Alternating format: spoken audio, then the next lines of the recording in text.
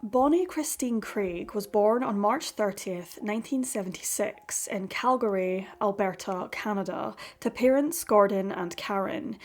She was the first daughter and granddaughter in her family, joining her older brother, Jason. As children, Jason played a protective role, guiding her as they grew up together. At the age of 3, Bonnie's mother married Gary Campbell, who became her father figure. Due to his career with British Petroleum, the family relocated, resulting in Bonnie attending 6 different elementary schools and 2 junior high schools throughout her childhood. At the age of 5, Bonnie welcomed a younger brother, Adam, and later a baby sister, Samantha. The family relocated from Calgary to Concord, California, in the San Francisco Bay Area, where they enjoyed a spacious backyard and a swimming pool. However, their time in California was short-lived, as they later moved to Anchorage, Alaska. Anchorage is Alaska's largest city and combines urban life with breathtaking wilderness, offering access to mountains, forests, and coastal scenery. Alaska itself is known for its rugged landscapes, extreme weather, and rich indigenous heritage, making it a haven for adventure and nature lovers alike. The children quickly adapted to their new environment and preferred Alaska over California. Subsequently, a job transfer led the family to Midland, Texas, a small West Texas town known for its strong sports culture. After 2 years, they briefly relocated to Sugar Land, a community near Houston, before returning to Anchorage, which remained the children's preferred home. Bonnie attended Hanshu Junior High School and Robert Service High School, where she was actively involved in academics and extracurricular activities. She participated in horse riding, swimming, and diving, played the violin and viola in the school orchestra, and was engaged in various social clubs. She founded a chapter of Students Against Drunk Driving, S.D.D., in memory of her friend Katie Garcia, who died in a drunk driving accident.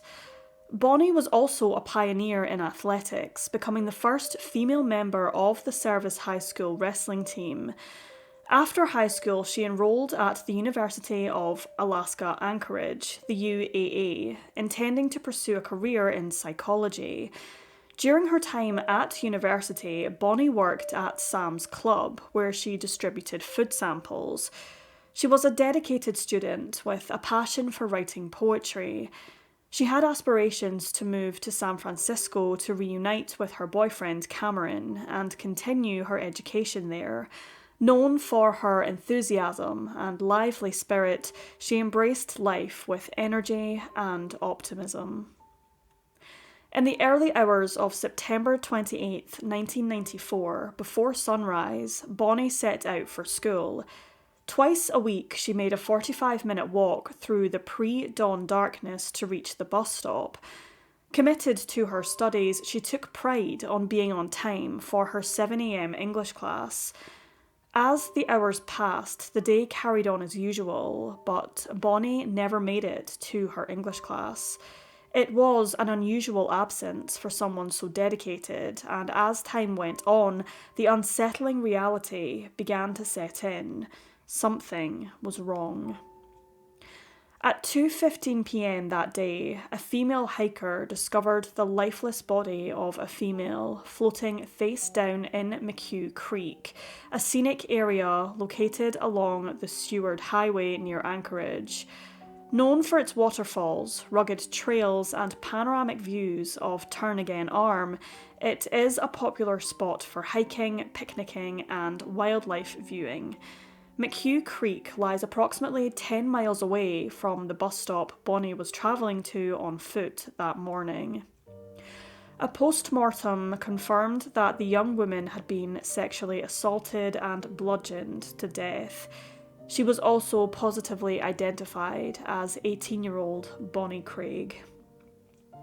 The medical examiner concluded that Bonnie had drowned, but also sustained significant head injuries, possibly from falling off a 30-foot cliff.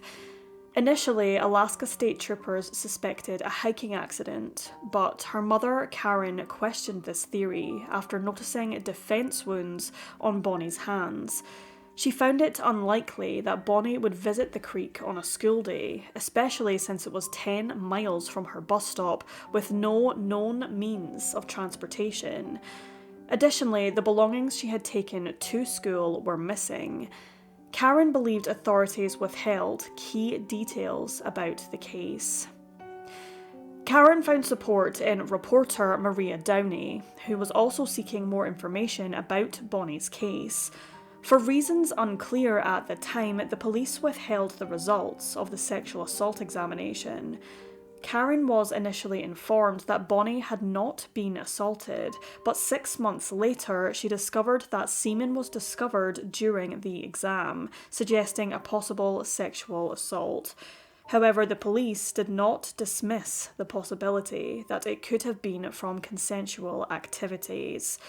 Furthermore, no murder weapon was ever recovered. Frustrated with the lack of progress, Karen decided to conduct her own investigation. She began to suspect that Bonnie's death might be linked to her undercover work with the local police. An informant told her that their family could have been targeted by a drug lord after a sting operation in which Bonnie played a part, led to the arrest of several of his associates. The informant suggested that Bonnie's murder was a warning to the police to back off, and that she was killed the day after those she identified were released from jail. Despite efforts to protect her identity during the arrests, it would have been difficult for the suspects to figure out who had implicated them. Karen grew frustrated when she met with one of the lead investigators as they pressed her for the identity of her source. Karen, having promised confidentiality to the informant, refused to reveal their name, which she believes caused the police to neglect her lead. The investigators, however, maintained that they had investigated all the leads that Karen had provided, though they claimed not to have shared every detail of the case. A year after Bonnie's death, one of her professors reached out to Karen with concerns about a student who may have been connected to the murder. The professor grew suspicious after noticing that the student had made several unsettling references to the day of the murder in his journal, describing it as a, quote, very tough day and a test. Some of his entries were also violent in nature. The professor recalled that the student was late to class on the day of the murder and appeared drenched, as if freshly showered, with an overpowering scent of cologne. Following Bonnie's death, his writings seemed to shift to a more peaceful tone. Although DNA evidence and an alibi ultimately cleared him of involvement, Karen believed that if someone else was involved, the DNA didn't necessarily have to be his. She later discovered that the student had an assault charge and had been bailed out by a friend who was implicated in another murder. In September 1997, Alaska State Troopers publicly confirmed that Bonnie had been sexually assaulted and beaten prior to her death. They speculated that she was either thrown off the cliff or fell whilst trying to escape her attackers. Troopers sought out potential witnesses who might have seen something on the morning of Bonnie's disappearance. One neighbour recalled seeing her walking down the street at approximately 5:20 a.m, while another saw her at the bus stop an hour later. A third neighbour noticed a car idling outside her home that morning. Additionally, an anonymous tipster to the Crime Stoppers hotline reported seeing Bonnie at the bus stop speaking with two men in a car. The anonymous tipster who reported seeing Bonnie talking to two men at the bus stop described their car as an older yellow or light tan compact model. Despite efforts to investigate, neither the vehicle or its occupants have ever been found. Despite these leads, there was insufficient evidence to make any arrests in connection with the case. Bonnie's family and loved ones endured an excruciating period of uncertainty, dealing with her tragic loss and the unanswered questions surrounding her death. Each day felt like a painful reminder of the void left by her absence, compounded by the lack of closure. Despite their grief, they clung to hope, yearning for the truth, until a significant breakthrough in the case finally offered them a glimmer of hope for justice. The semen DNA recovered from Bonnie's body was eventually entered into the CODIS National Database. After an extensive testing period, a match was found in November of 2006. The DNA was linked to 36-year-old ex-soldier Kenneth Dion, who was serving time in a New Hampshire prison for a series of armed robberies at the time of the match. Originally from New Hampshire, Kenneth had served as a soldier at Fort Richardson in Alaska during the early 1990s. After leaving the military, he remained in the area for several years, but was repeatedly arrested for minor theft offences. At the time of Bonnie's murder, Kenneth lived in the area, was on probation for robbery, and had recently been released from an Alaskan prison after serving time for assault charges.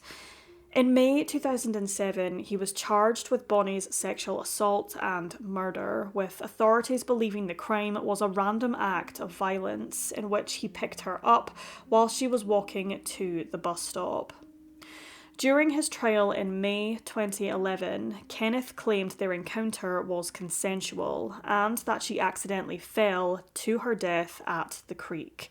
However, when initially questioned, he denied knowing Bonnie, and neither her family nor friends recognised him.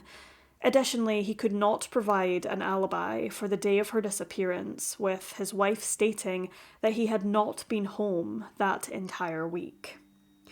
The medical examiner concluded that Bonnie's injuries were likely caused by a blunt object or weapon, not from a fall. At the time, Kenneth kept martial arts weapons in his car, which could have caused the injuries. Additionally, a leaf with Bonnie's blood was found above the cliff, indicating she may have been wounded before she was thrown or fell. Bonnie's family also emphasised that she was in a serious, committed relationship and would not have engaged in sexual activity with a stranger. After a 21-day trial, the jury returned a guilty verdict. On June 15, 2011, Kenneth Dion was convicted of Bonnie's sexual assault and murder. He was sentenced on October 31st to 124 years in prison, 99 years for the first-degree murder and 25 years for first-degree sexual assault. His conviction was upheld in February of 2015. Samantha Campbell, Bonnie's sister, said that Dion was, quote, a jagged, cold, hard, insignificant little pebble, a pebble that was tossed into a beautiful, crystal-clear, sparkling pool that represents my sister. She continued, quote, the ripple effect that you created is still felt and will never go away. You are a heartless, soulless coward, and I hate you. I want to thank you for being careless and getting caught. I thank you for showing me evil so I can look to cherish what is good. Karen Foster, Bonnie's mother, stated, quote, no one can count the number of tears our family and Bonnie's friends have shed. Not one can count the sleepless nights, the anxiety attacks, the bursts of anger, nor imagine the depth of depression we have suffered. Following Dion's conviction and sentencing, she concluded, probably from the time of the conviction on, I've been feeling very, very positive. This is the final chapter, and he can no longer control our lives, and we can start to heal. We can start to get on with our lives. A funeral service for Bonnie was held at Rabbit Creek Community Church, where Pastor Terry Hill led the ceremony. Her loved ones gathered to honour her life, sharing their grief and love for her. They will forever cherish the memories of Bonnie, who is deeply missed by all who knew her.